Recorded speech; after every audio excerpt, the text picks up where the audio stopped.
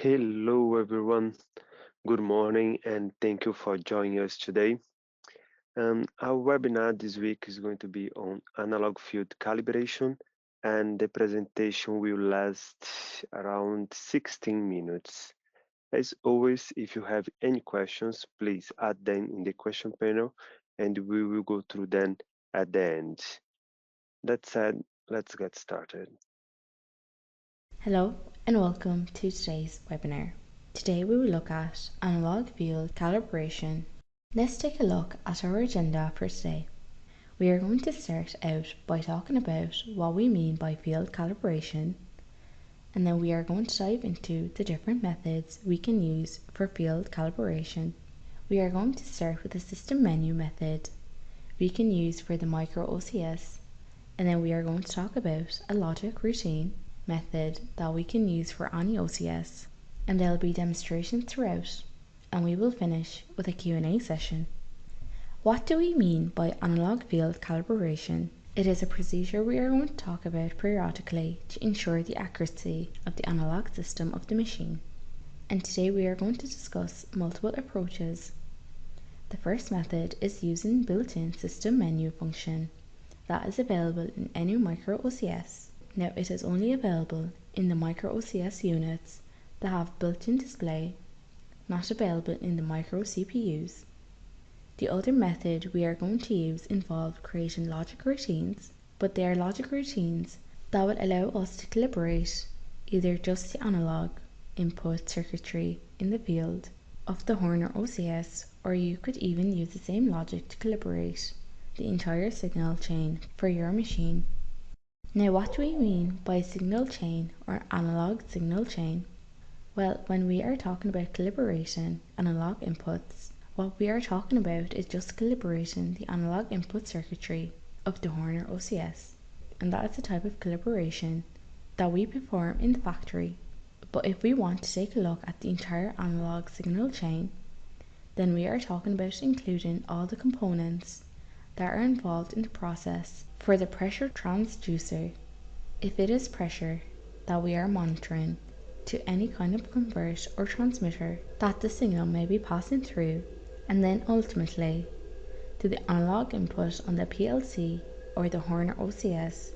When we are talking about the entire signal chain, all these components are included, and today we are going to talk about calibration that includes only the Horner OCS analog input, and we are going to be talking about calibration that includes the entire signal chains, so that is important to understand.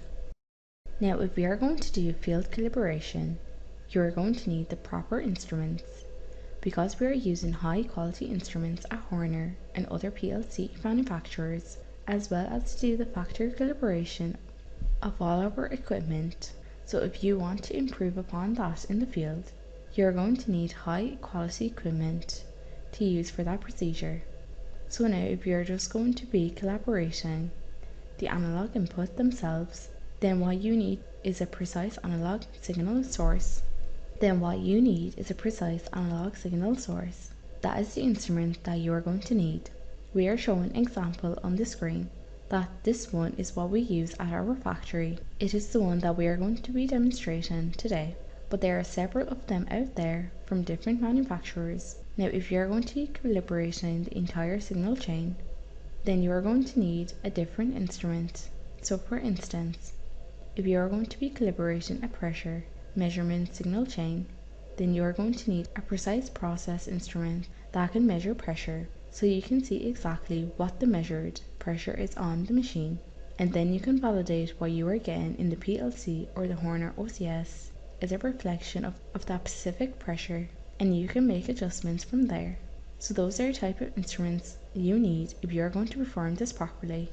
Now let's start with the analog calibration procedure. You could use, if you are using micro OCS units in the field, the X4, the X7, and the X10.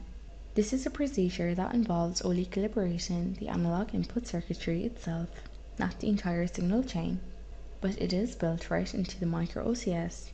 And in this case, since you are calibrating the analog input, you are going to need high quality signal source.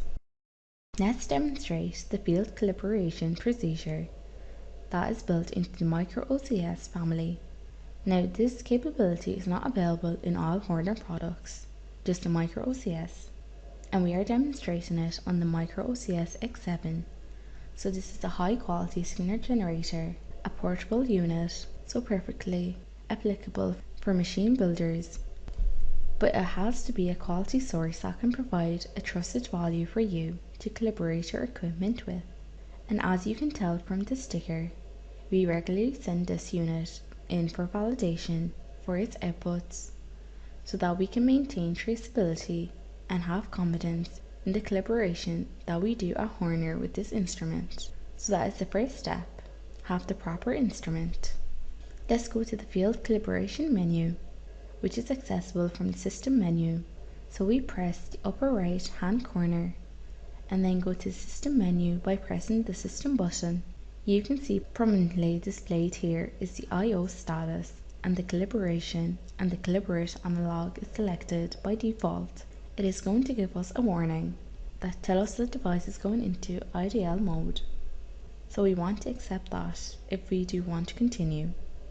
So in the upper right hand corner, it is telling us the channel that is currently selected and the mode that we are going to be calibrating there, analog with the current value in milliamps. And it is telling us if it has been calibrated or not, but we are going to go ahead and recalibrate. So we would like to calibrate this for 4 to 20 milliamp mode. So what we are going to do is we are going to navigate to the mode, press enter and select 4 to 20 milliamp mode. As you may have noticed there, RTG is another option, PT100 is another option, and then down here, this is where it gives us the instructions of what to do next. So let's go ahead and apply 4 milliamps, which is telling us to the signal. We are going to wait for the signal to stabilize, and then when it is basically stable, we are going to press the accept button. Now we are not looking for the perfect stability here. We are looking to get a certain amount of jumping around. Next, it is telling us to apply 18 milliamps. So we will do that next. Again, wait for it to stabilize around the value. Press the accept button. And then the last step is to press the save button. Save new calibration. Now we have some other options. There is a default button here, which will allow us to change back to the kind of default factory type calibration levels. And then we can also go through and calibrate other channels. So we select channel 2 input, channel 3 output, and even the output channels can be calibrated. So all this is available from this calibration menu. So this is the first method you could use to field calibrate the micro OCS analog. So the final step, let's press close. You will notice we are back in run mode. Now we will escape and head back to main application. Now let's take a look at the method where we use logic routine to perform our field calibration. And this logic routine is not complex. It only involves a few runs. It also involves creating a screen that a technician can use to walk through the process of doing the field calibration, and it can be used in any OCS, whether that is a micro OCS. You do not have to use the built-in calibration procedure in the system menu or any other OCS. Now the key to the logic routine is the scale block. So if you want to perform a 2-point calibration where we set the machine to a minimum process value and the maximum process value, that would be considered a 2-point calibration, and we would need a single scaling block for that. But if we are going to perform a 3-point calibration, which has some advantages of some extra accuracy, then we will have a low point, a high point, and then somewhere in between. It could be midway. We could be somewhere around a key process value that we want the machine to maintain on a regular basis. So a 3-point calibration is something you can use to even increase the accuracy more. And then the demonstration we have, the sample program we have, is using a 3-point calibration. In terms of the instruments that we need, we can use this approach to calibrate just the analog input circuitry on the Horner OCS to calibrate the entire system. And if we are calibrating the entire system, then we have to put that precision instrument that is going to measure the process value in engineering units accurately. Let's go ahead and take a look at our demonstration, and we are going to calibrate the entire signal chain using this method of logic routine. Let's take a look at the calibration procedure that we can use to calibrate the entire system on an analog input, not just the analog input itself on the Horner OCS, but also including the analog transducer or the sensor or the transmitter. So let's go to the screen that we have built. There is logic behind it as well, which we will reveal later on in this presentation. So what we have here is a screen that allows us to set some calibration points in engineering units. In this example, PSI, and we could set that as a text field, but we could set that to any 4 characters that we want. And then we can set 3 calibration points in our engineering units that we are going to calibrate the machine to. And again, we are calibrating the entire signal path, not just the analog input. And then the instrument we need for this is we need an instrument that is going to measure accurately, that we can trust. Again, a traceable instrument that in this case that is going to measure PSI. So what we are going to do is we are going to set the machine to these 3 different PSI levels, verify it with this third-party instrument, and then once we are happy that we are at those levels, then we are going to go ahead and perform the calibration. So let's start by setting the machine to that minimum pressure level, which in our case is going to be 0, and it is already here. So let's take a look and watch it stabilize. That is what we are looking for, is for it to basically stabilize. Now again, it is never going to be perfectly stable, but it seems to be hovering around the reading that we want. Once we have that, we are going to hit the set low button because we are setting the low value for this particular scaled value.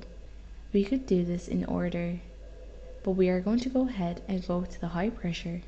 We are going to set the machine to high pressure level now, and we will wait for the machine to get there and to stabilize. We will have our third party instrument to verify that we are at 48 psi level with our third party instrument. Once we are happy with the machine is there, then we are going to wait for these counts to stabilize. Once that has happened, we are going to, in this case, set the high level because that is where we are at now. And then finally, we are going to go to this mid level and we are going to set the machine to go to mid pressure. And then we are going to verify that with our third party instrument. And again, if our instrument was displaying 11.9 for instance, we could go in and change this number to 11.9 and then set the value as well. That is the other thing we could do. So now, once we are stabilized, we are going to go ahead and set this mid value. And now we have calibrated the entire system, not just the Horner analog input, but also including everything in the signal path, including transducers that are there as well. And again, the requirement is we have got to have a trusted instrument we can use to validate the PSI.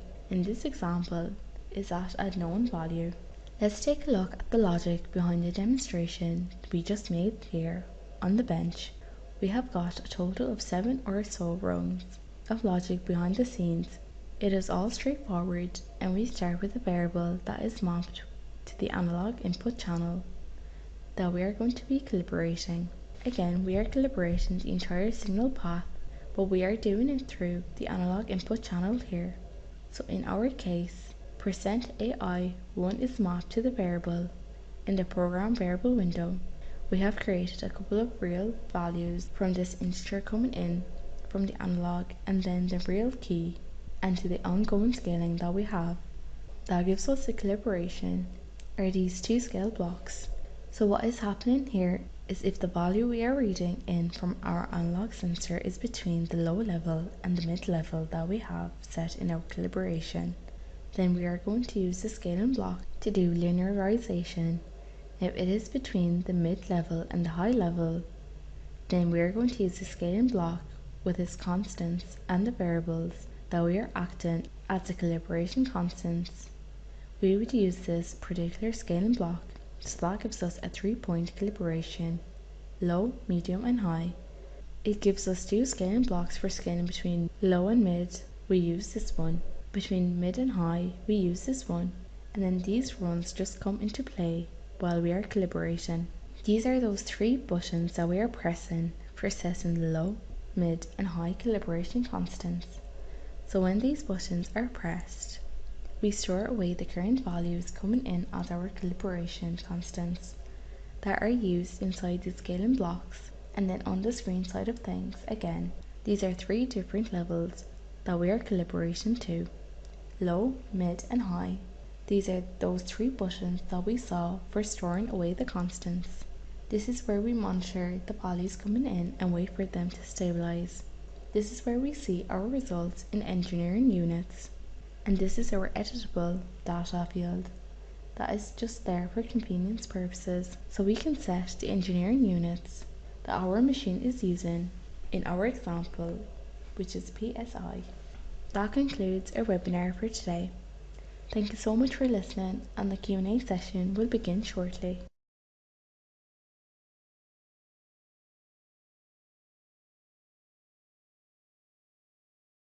Okay, I'm back, and um, I'm not currently seeing any questions so far. In this case, let me jump into the schedule.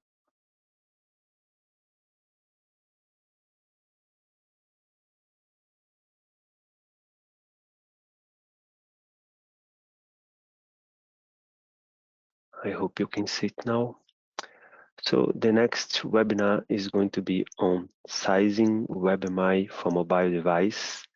And then we are going to have a little break for Christmas, and we will come back next year with new webinars. If you are interested and you want to participate, please register on our website. I believe that's all for today. Thank you all for your time, and I hope to see you in the next webinar. Have a nice day, everyone.